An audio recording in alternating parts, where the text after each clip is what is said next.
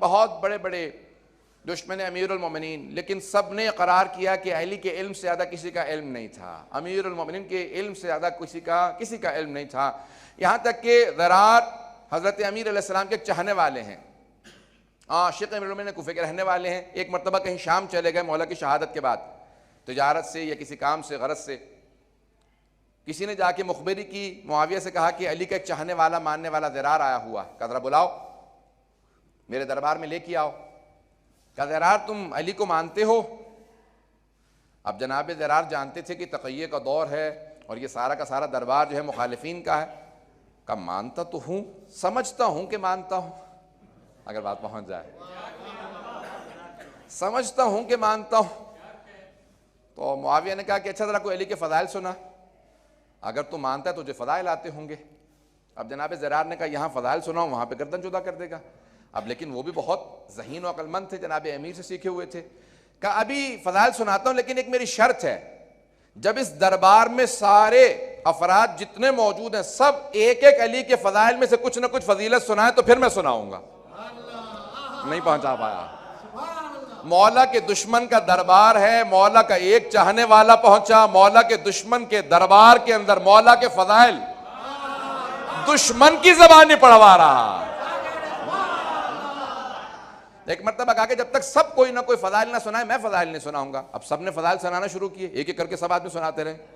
اب معاویہ خود پریشان ہونے لگا کہ میرے درباریوں کو علی کے اتنے فضائل آتے ہیں، پتہ نہیں پہنچ رہے نہیں، درباری میرے ہیں فضائل علی کی جانتے ہیں، یہاں پہ مجھے تو خود نہیں پتا تھا کہ اتنے فضائل علی کے ہیں، یہ میرے سارے درباری جانتے ہیں۔ کہا ضرار اب تمہاری باری ہے۔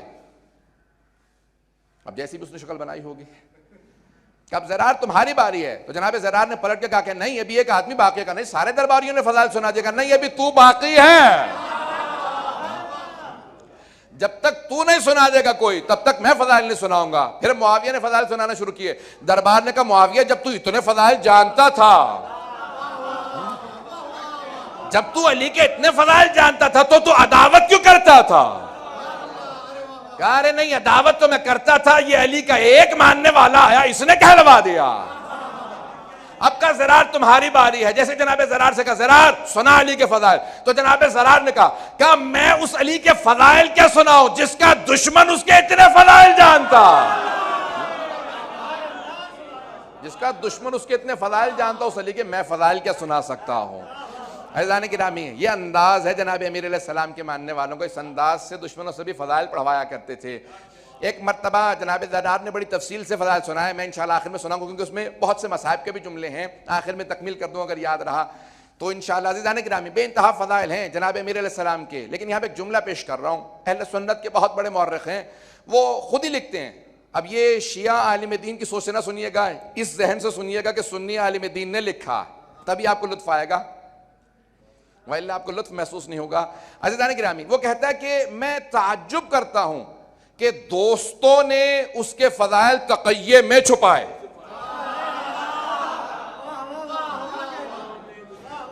اگر بات پہنچ گئی ہو، کہ دوستوں نے تقیہ میں، محبت میں، تاکہ لوگ حسد نہ کریں اس لیے ان کے فضائل کو چھپایا، اور دشمنوں نے عداوت میں فضائل کو چھپایا، کہ سب نے فضائل کو چھپایا، دوستوں نے بھی دشمنوں نے بھی۔ پھر بھی اتنے فضائل ہیں کہ مشرق سے لے کے مغرب تک کائنات علی کے فضائل سے بھری ہوئی ہے۔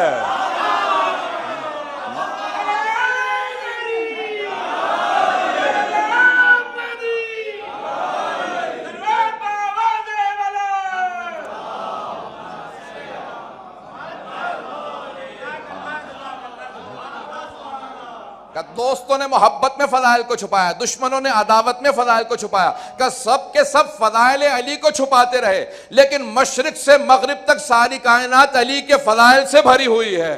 کہ جس کے خافقین، اس نے الفاظ استعمال کیا، خافقین، کہ مشرق سے مغرب تک سب علی کے فضائل سے بھرا، کہ اگر یہ نہ چھپاتے تو کیا ہوتا؟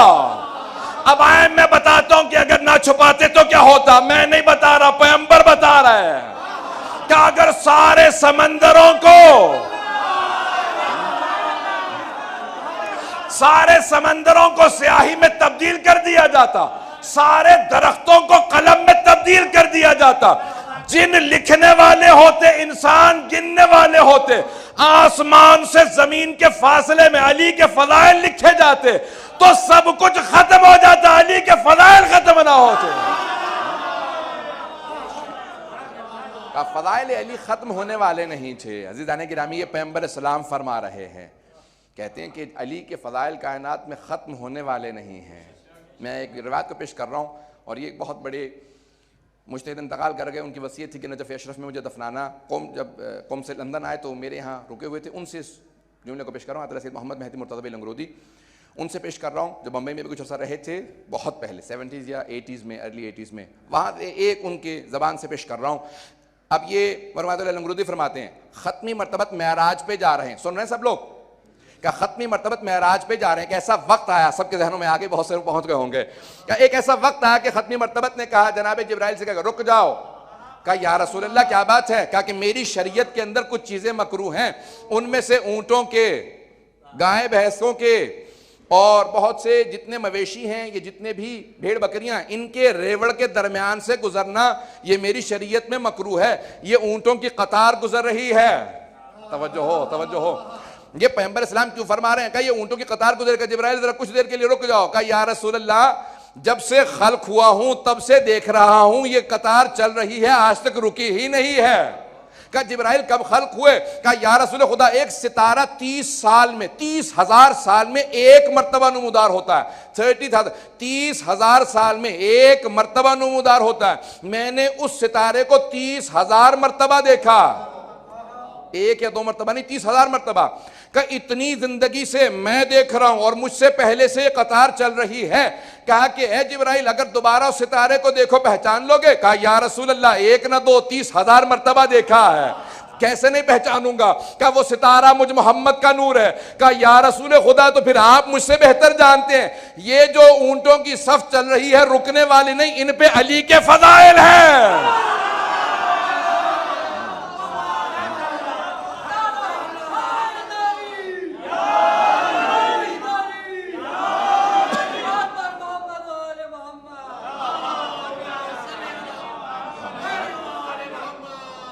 توجہ ہے عزیزان گرامی؟ تو اب جناب جبرائیل نے کہا کہ یا رسول اللہ پھر آپ جانتے ہیں کہ یہ صف رکنے والی نہیں، جب تب سے اب تک نہیں رکی تو اب کیسے رک سکتی ہے؟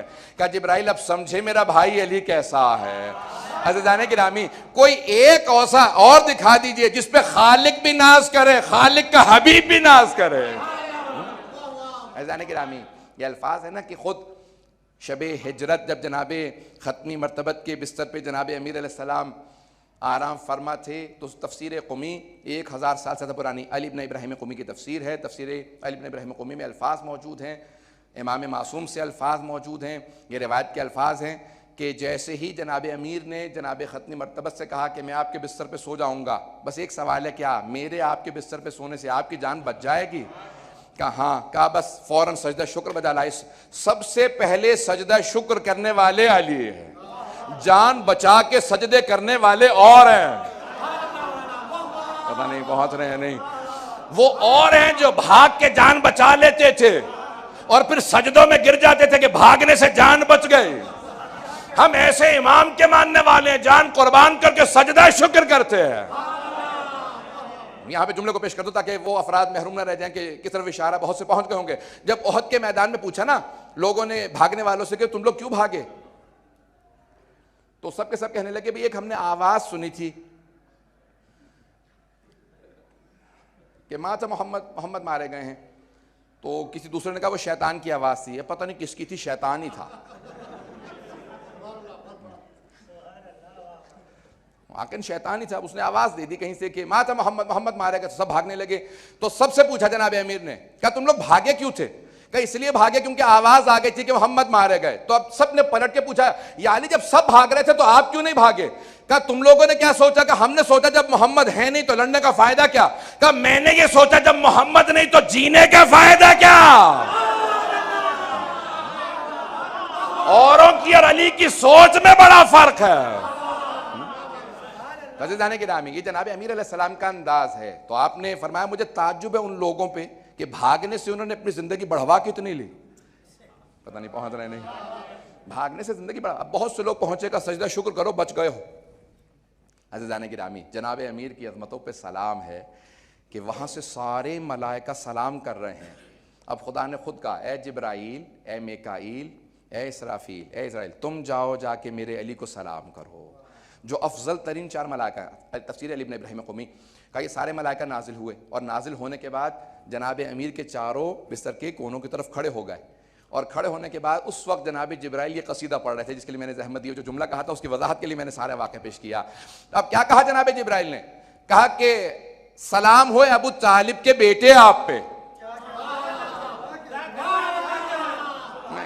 نہیں نہیں ایسے نہیں، میں آگے بڑھوں گا جب تک کہ سب نہ پہنچ جائیں. کچھ لوگ پہنچے ہیں کچھ نہیں. کہا سلام ہو ابو طالب کے بیٹے آپ پہ. تو کسی کا باپ ایسا ہونا کہ فرشتے بھی ناز کریں. کہ سلام ہو ابو طالب کے بیٹے آپ پہ. من مثلک، آپ جیسا کون ہو سکتا ہے کہ خالق آپ پہ ناز کر رہا، علی میرا. جب خالق کہے کہ علی، اے ملائکہ تم نے کل کہا تھا کہ زمین پہ انسان کو اپنا نمائندہ کیوں بنا کے بھیج رہا ہوں، اب دیکھو علی کیسا ہے. کہ سارے ملائکہ نے کہا پروردگار علی جیسا کوئی نہیں ہے. کہا پھر جاؤ جا کے علی کو سلام کرو. عزیزان گرامی یہ امیر المؤمنین ہے. میں جتنی بھی مثالیں ذہن میں آ رہی ہیں، جتنے بھی زاویے آ رہے ہیں